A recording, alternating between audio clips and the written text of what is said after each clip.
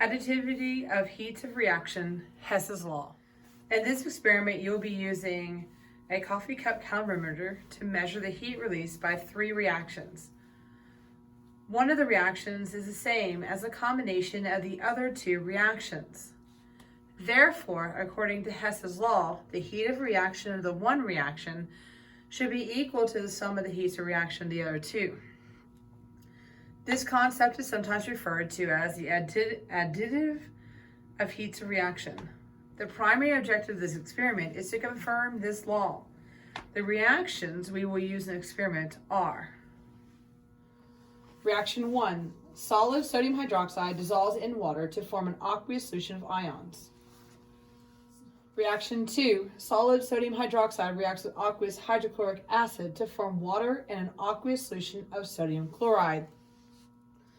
Reaction 3. Solutions of aqueous sodium hydroxide and hydrochloric acid react to form water and aqueous sodium chloride.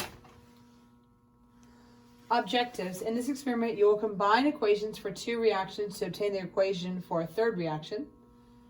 You will use a calorimeter to measure the heat change in each of the 3 reactions.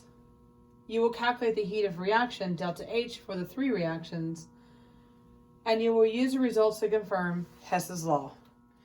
You will use a coffee cup in a beaker as a calorimeter, as shown in figure number 1. For purposes of this experiment, you may assume that the heat loss to the calorimeter and the surrounding air is negligible. Even if heat is lost to either of these, it is fairly a constant factor in each part of the experiment and has little effect on the final results. Pre-lab exercise.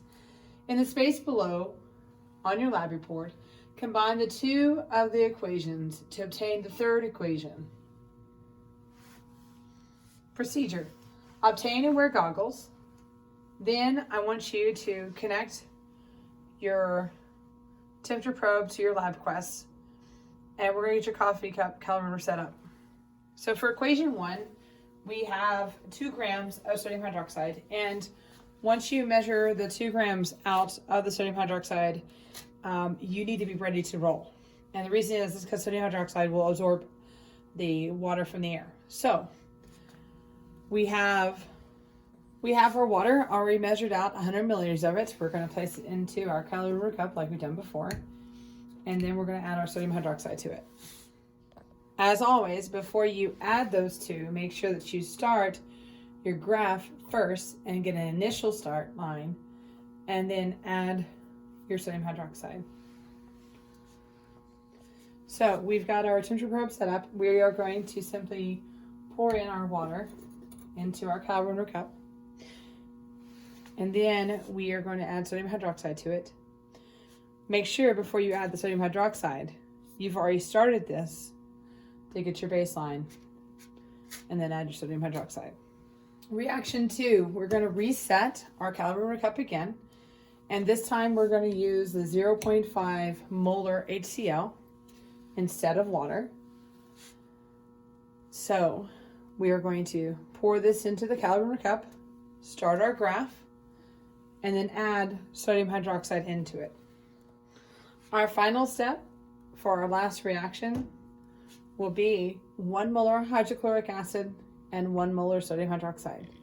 So we'll add the 1 molar, 50 milliliters of HCl into the calorimeter cup. We'll start our LabQuest, get our baseline, and then we'll add our sodium hydroxide, 1 molar, 50 milliliters of it, into the calorimeter cup. And then we'll record our results. Upon completing this lab, we will have some processing data to complete, some calculations, and some discussion questions as well. Great job. Live long and prosper.